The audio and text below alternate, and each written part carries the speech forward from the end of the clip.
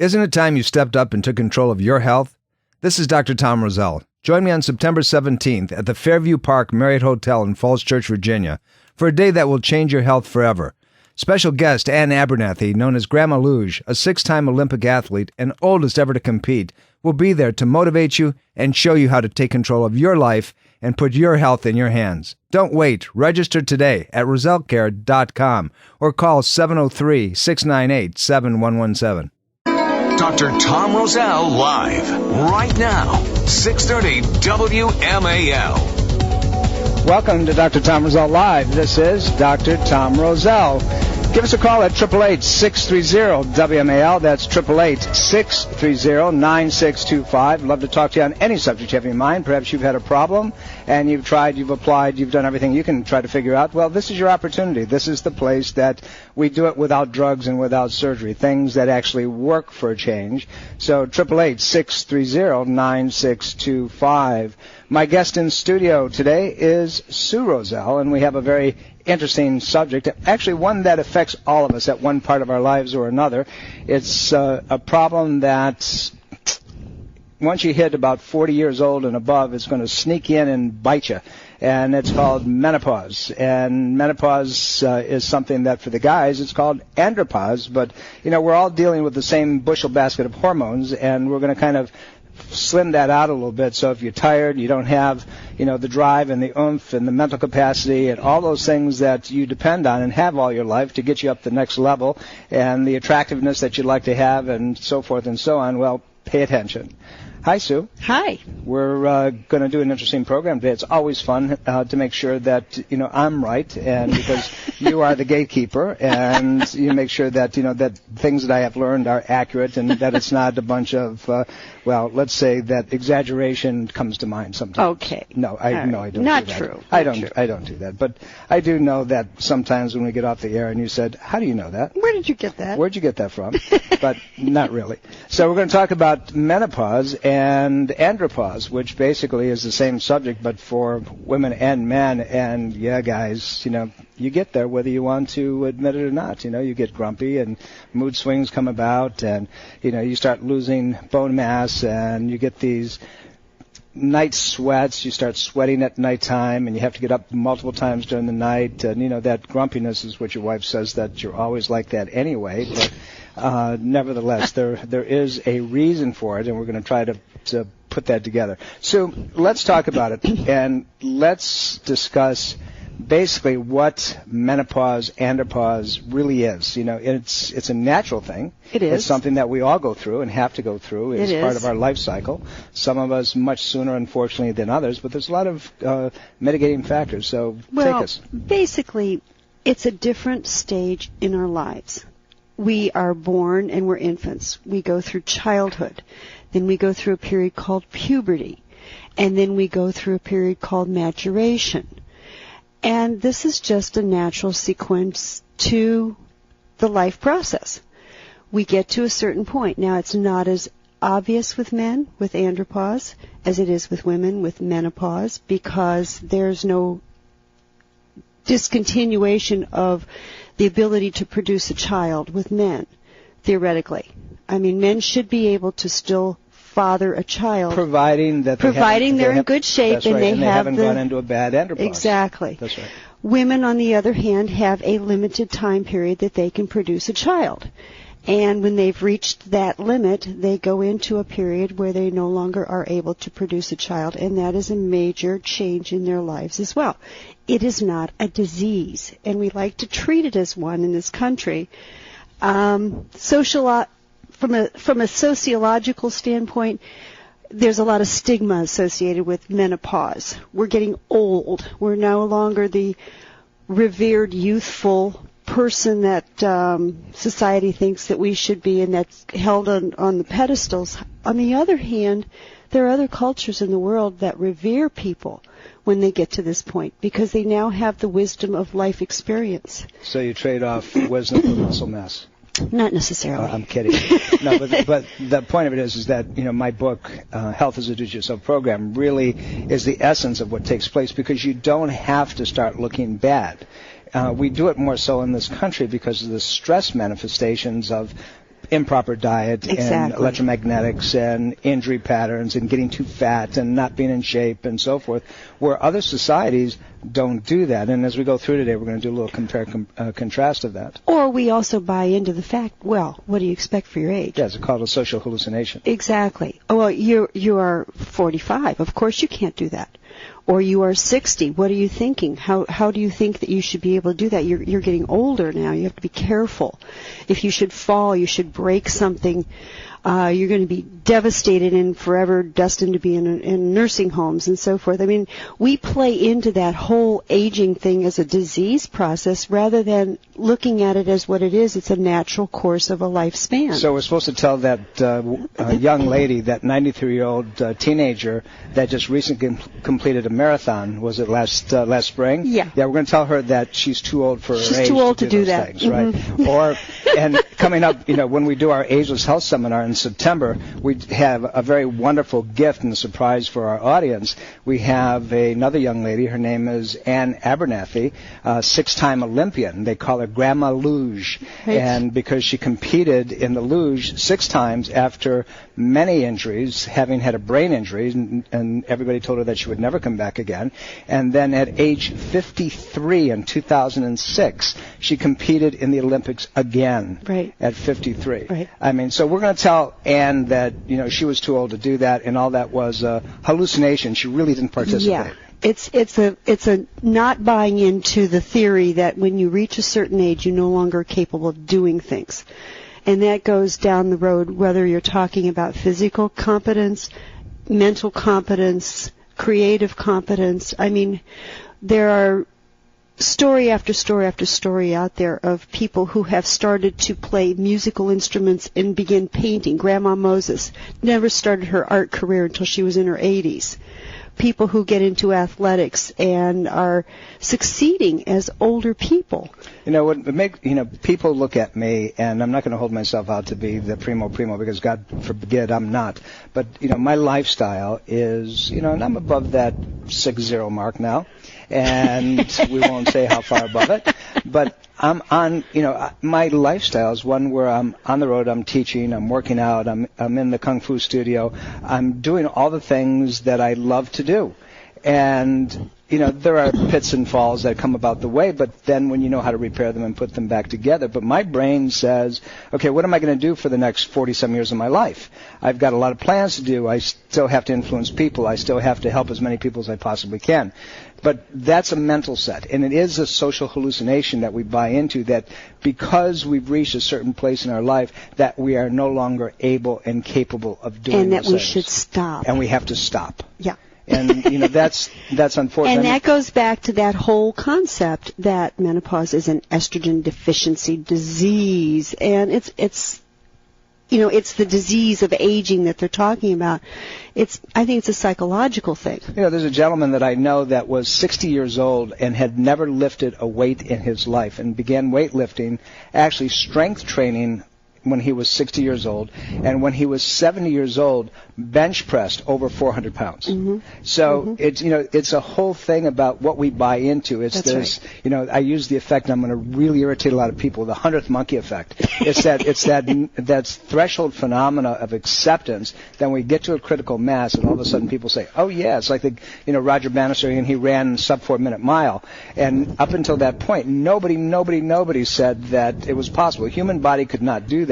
And when he did it that year, another 80 people ran a sub 4-minute mile. So all of a sudden our mental set changes dramatically. Right. But let's talk about it. Let's say, what is menopause? What really takes place? There's a shift, and what is that shift with men and women? Well, the primary factor within andropause or menopause is a shifting in the level of hormones that circulate in the body. Now, for women, it's to a greater extent than men. Men's much more subtle, and a lot of men don't realize that the mild changes that they're experiencing have something to do with the shifting in their hormone levels. It starts somewhere between the middle of the 40-year-old decade, extending into the mid-60s for most everybody. With women, it's a significant decrease in the production of estrogens and progesterones due to the fact that we've run out of eggs. We're born with a certain amount.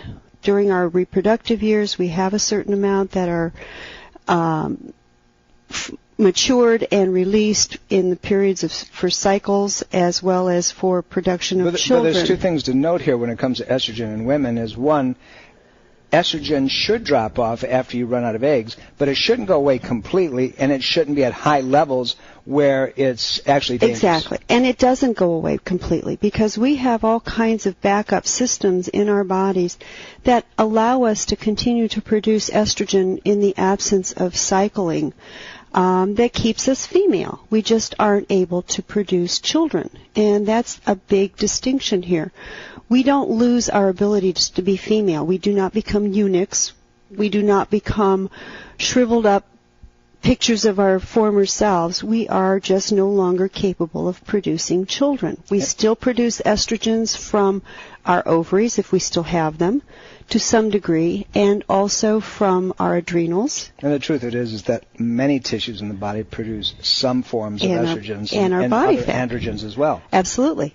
So we have all kinds of backup systems that continue to produce the estrogens that we need to remain female, as well as the progesterones if we're in good health, and as well as our testosterone level, because we do need a small amount of that to protect our heart and our bones and our muscle mass. Well, estrogen is one of those things that, for whatever reason, modern medicine, allopathic medicine, has focused on as being the thing that they've got to fix to get women through this menopausal cycle. Right. And it really isn't. It has to be maintained at a certain level.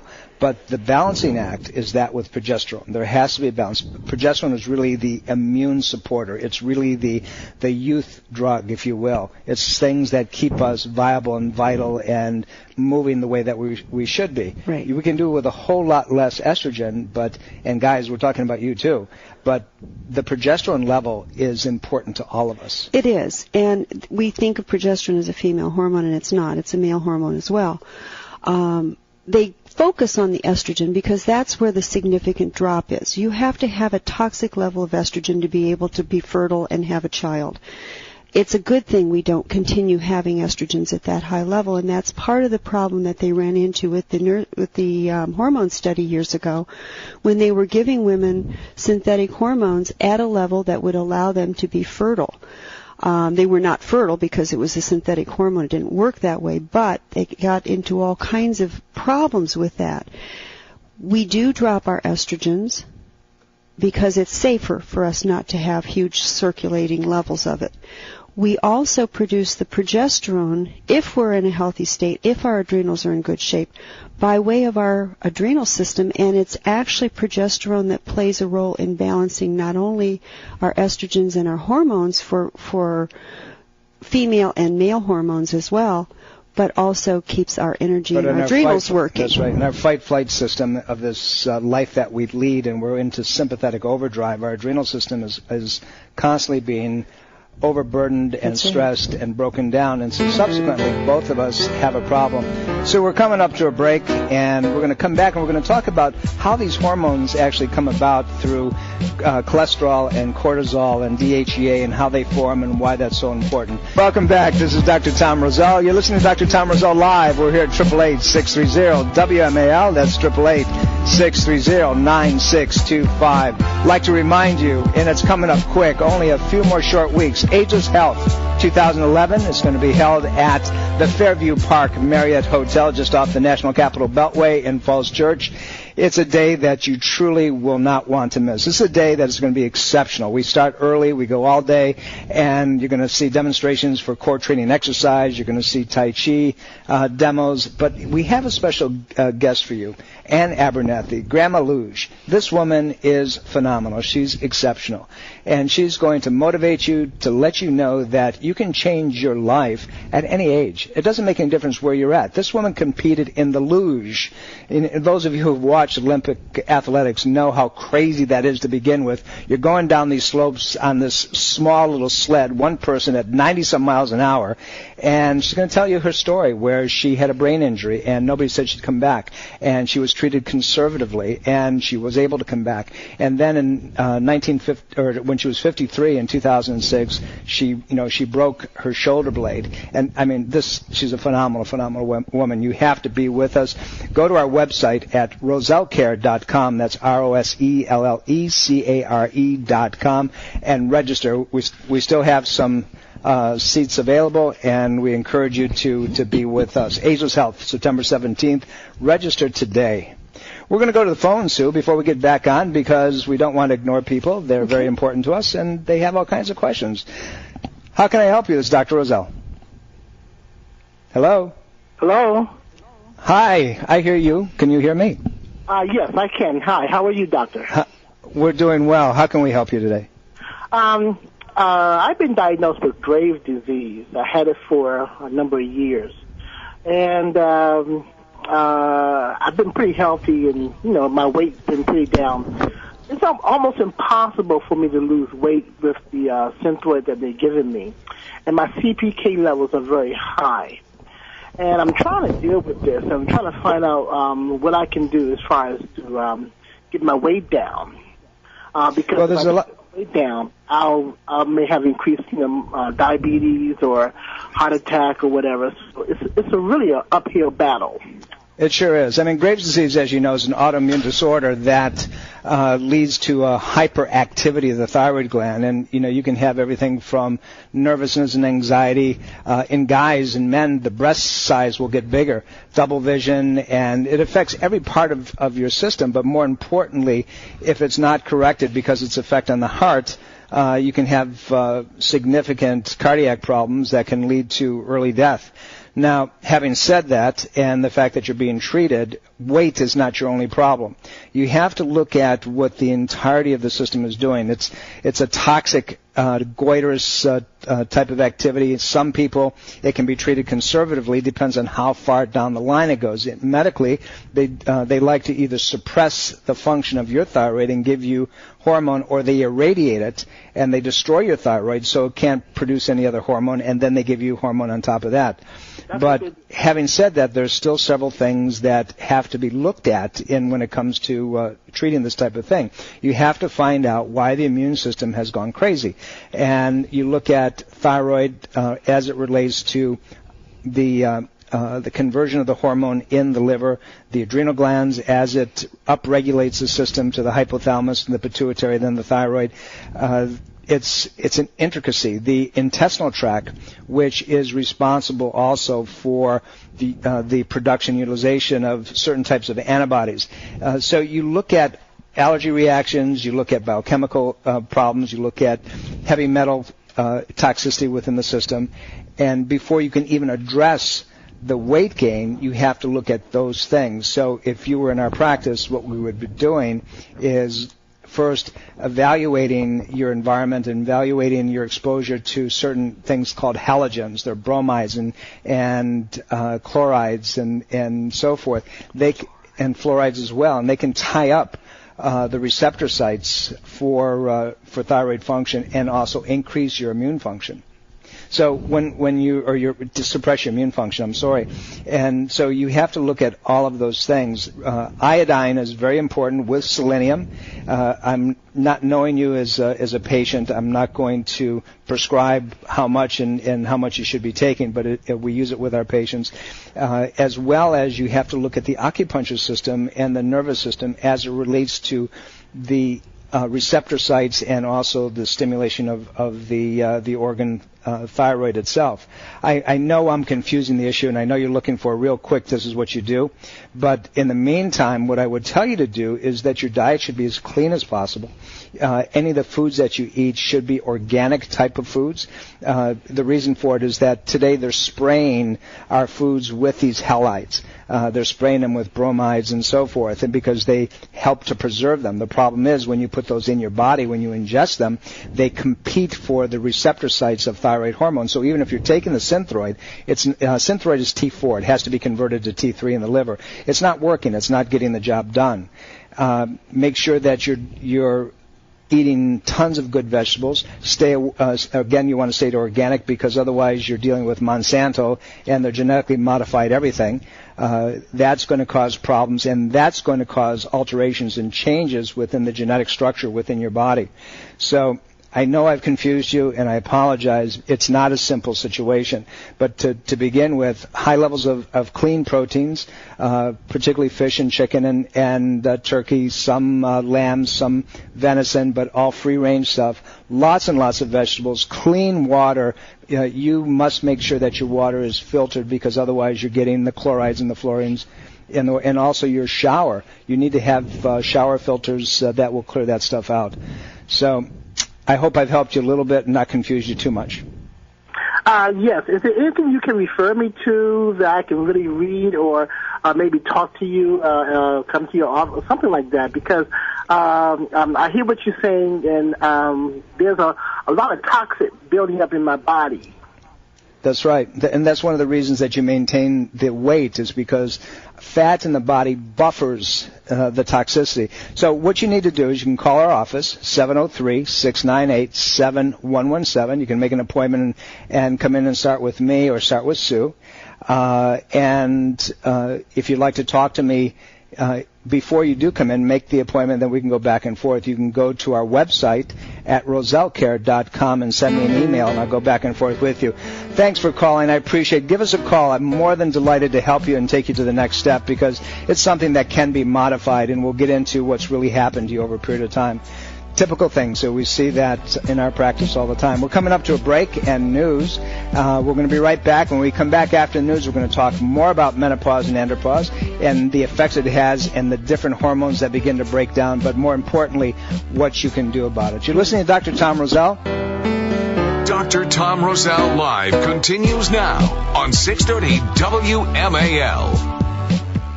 Welcome back. This is Dr. Tom Roselle. You're listening to Dr. Tom Roselle Live. Give us a call at 888-630-WMAL. That's 888-630-9625. My guest, Sue Roselle. We're talking about a problem that affects all of us at one part of our life or the other, and it's called menopause and andropause. Guys, andropause is what you get to call that transition of life that we go through anytime from our 40s into our 50s, and when hormones don't seem to balance out the way they're supposed to, and we suffer from all the symptom processes that are associated with it, even to the extent that, not only you're tired and you get the night sweats and, your brain doesn't work the way it's supposed to, but you also have libido problems and erectile dysfunction, and it goes on and on and on. But you know what? It's not necessary, and we can fix all of those things. You can fix all those things. It's your body, because you screwed it up.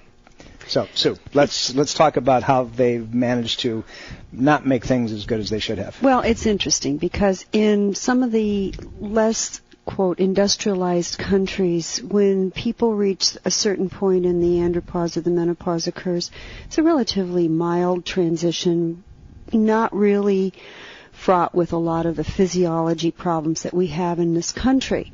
We get into a problem here because people get to that change in their lives when their body needs a lot of support, a lot of help from a nutrition standpoint, from a rest standpoint, from a stress management standpoint, and exercise to allow it to make this next major transition. And we don't do it. We are exposed to tremendous levels of stress, emotional problems, family relationships, dealing with, many of us are in the sandwich generation. We've got teens and children on one side and elder parents on the other, and we're trying to keep our lives going and our careers going and so forth. So there's a lot of stress there. We don't eat the way we should. We're in the great American diet where it's all faster foods with less quality nutrients, lots of animal products, lots of grain products, virtually no vegetables or fruits. Too many of the wrong kinds of fats. All of these kinds of things are playing a role because we're giving our body the wrong fuel at a time of great need. And then there's no exercise. Either we're too busy, or we're uninclined, or we're buying into the fact that, okay, I'm 55 or I'm 60, I can't go out and exercise now. I'm too old to start that sort of thing. And in fact, what happens is the body begins to lose its muscle, begins to lose its bone density, even at a faster rate than normal. and loses its vibrancy because exercise, along with a good diet, is truly the fountain of youth. And there's a downstream effect of that, because simply when we buy into that mental attitude or we start shifting our lifestyles, it actually perpetuates, it causes the things that we're trying to avoid. Right. You know, if you get out and you do strength training, your testosterone level goes up, your hormones begin to balance. It's really, as you said, the fountain of youth. You know, when a guy gets to a place where that kind of push and drive, that fiery personality begins to dwindle, they become a little bit more domesticated than they used to be. That's all signs of declining testosterone level. When a woman is, you know, more inclined to want to kind of be domestic, doesn't want to get out as much, doesn't do the things, that's all testosterone. We both need them. We both need testosterone to have that peace.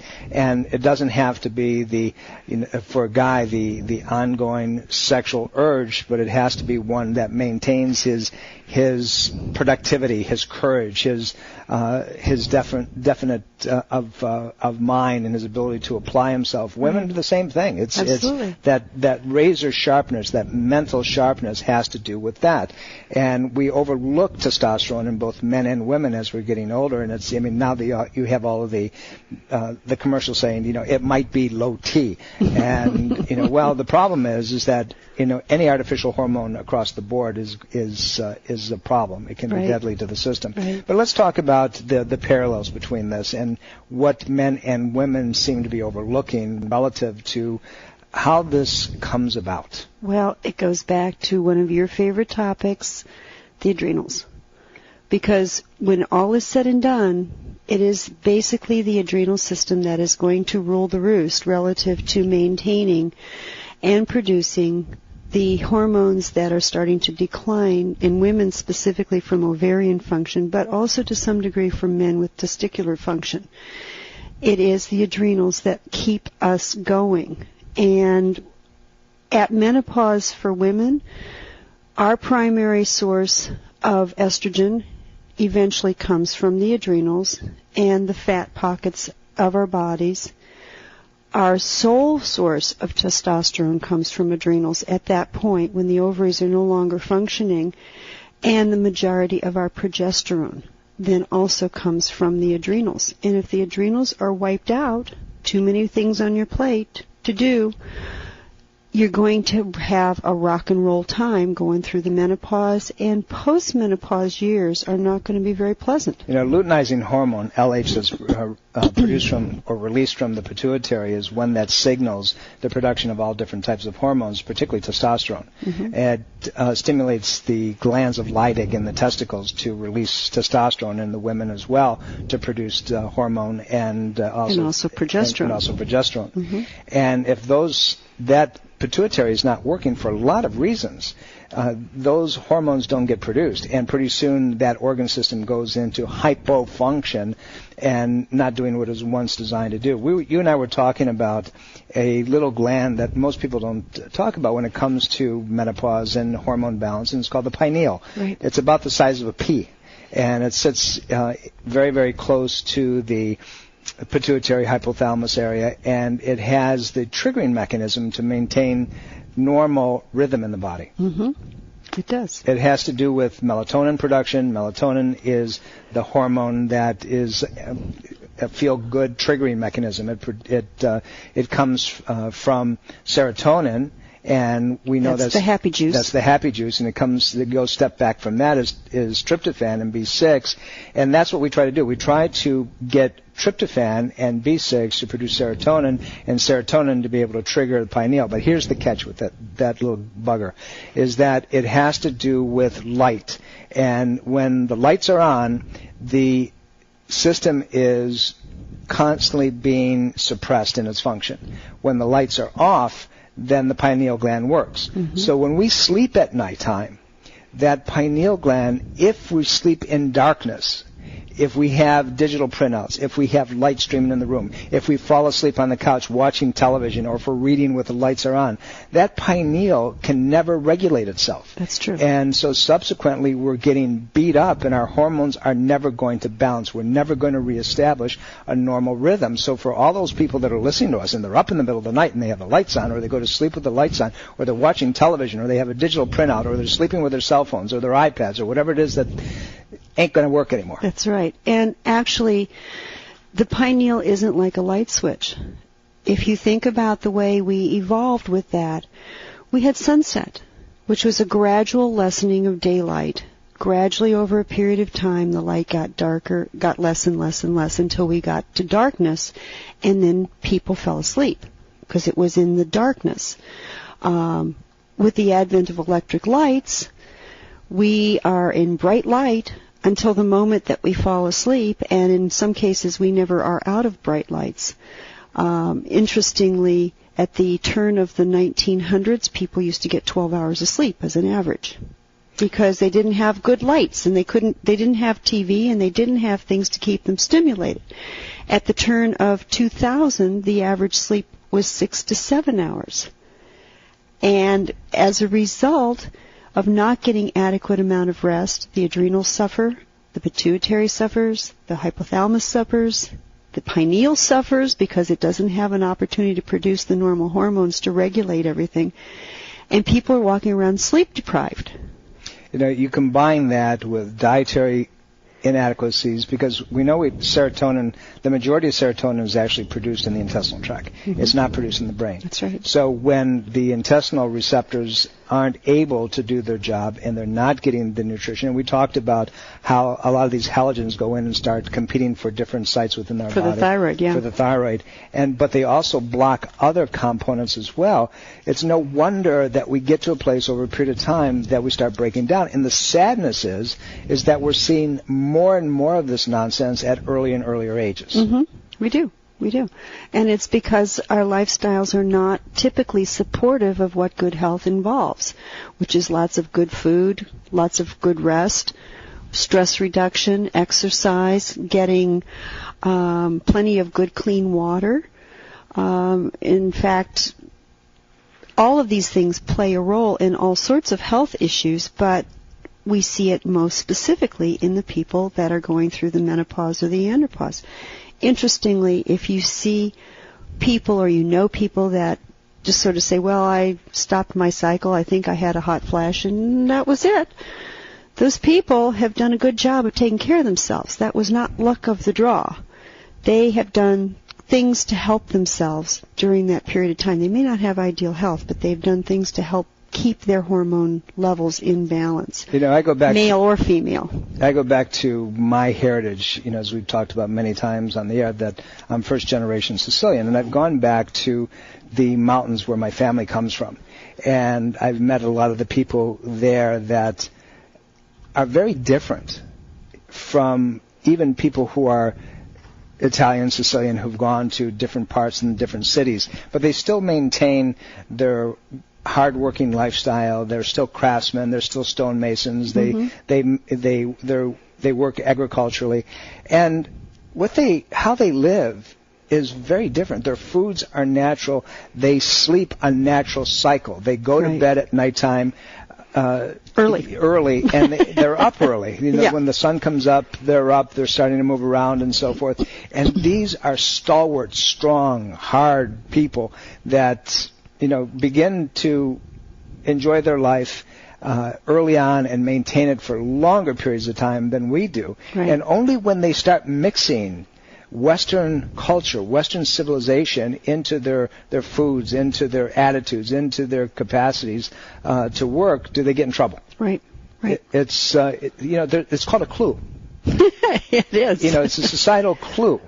When you start talking about hormone health index, there's the body's ability to make serotonin, melatonin, and growth hormone is determined by hypothalamus function.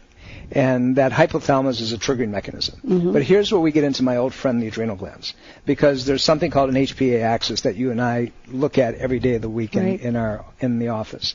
And when that adrenal system is just beat up, that hypothalamus cannot be stimulated, regulated, if you want to use the term, to be able to produce what it needs to produce to stimulate pituitary, so the pituitary can release these other hormones that we need to have. Right. It's a domino effect, and it's a balance situation.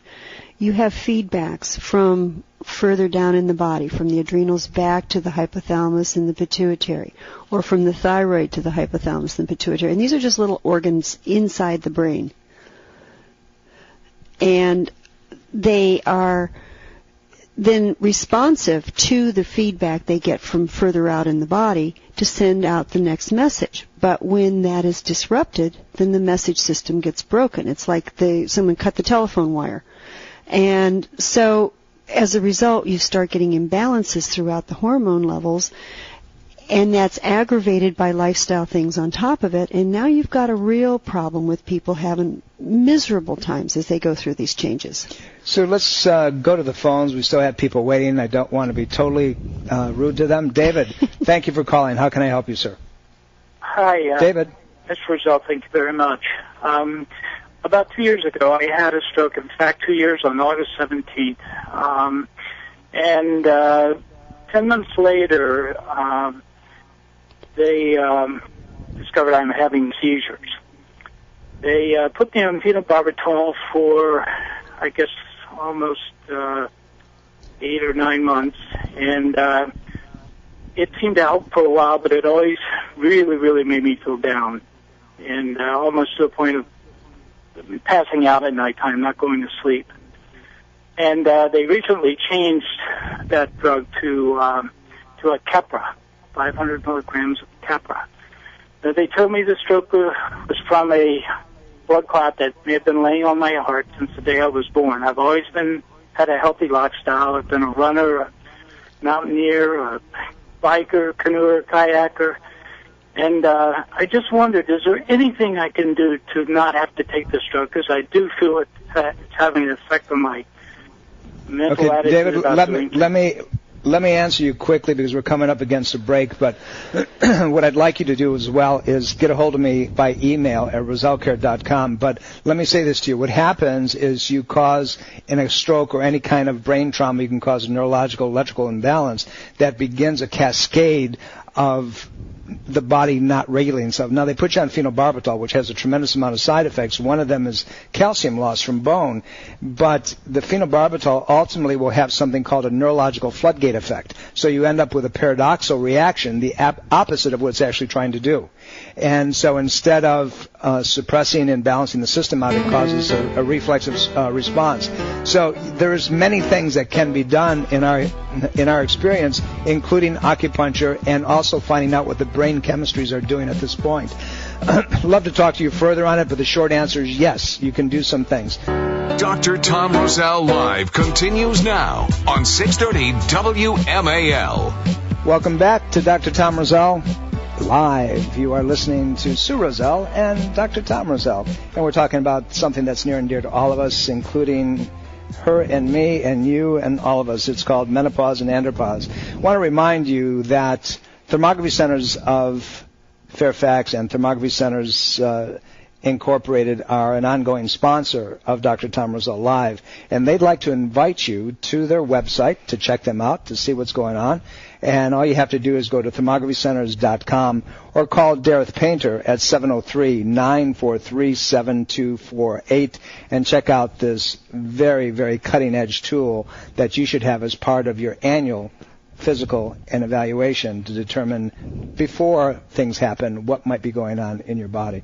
So we've got a couple minutes. Let's talk about what people can do actually to help themselves with this problem. Well, obviously it goes back to the things that they always hear from us anyhow, is if you're not exercising, get started. Start with a walking program. If you think there's a problem with some kind of structural or cardiovascular thing, check with your doc first, but generally most people tolerate walking.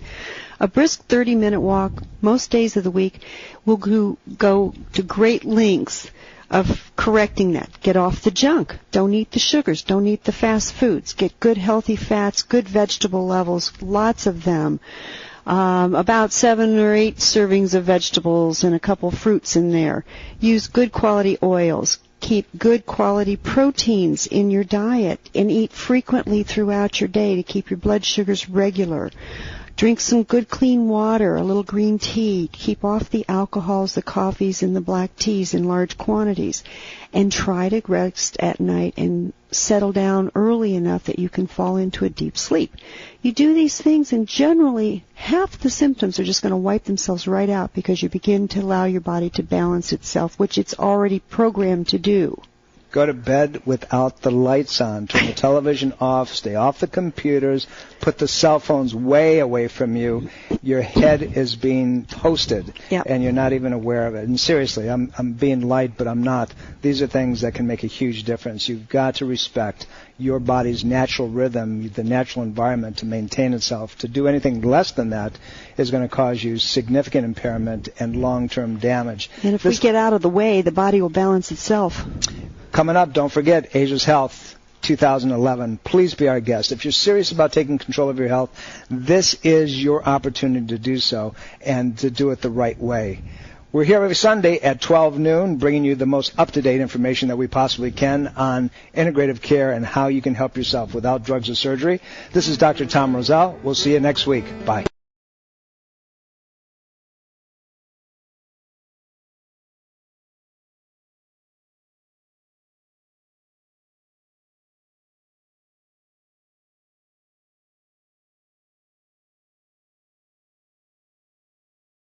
Health is a do-it-yourself program. That's reality and the title of my new book. This is Dr. Tom Roselle. Health is a do-it-yourself program is a most understandable introduction to natural health care. My book will take you step by step through why the body breaks down and gets sick, but also how it repairs itself. You will finally understand the often confusing world of natural care. Order it today by going to Amazon.com or from our website, rosellecare.com. That's rosellecare.com. Did you know that routine mammograms can increase radiation exposure to breast tissue 1,000 times over a chest X-ray? Now consider a simple, non-invasive, and totally safe medical procedure approved by the FDA since 1982 that can detect breast cancer 5 to 8 years before it can be visualized on a mammogram. Infrared thermographic imaging can accurately detect the initial signs of breast cancer as increased blood supply and metabolic rate, which is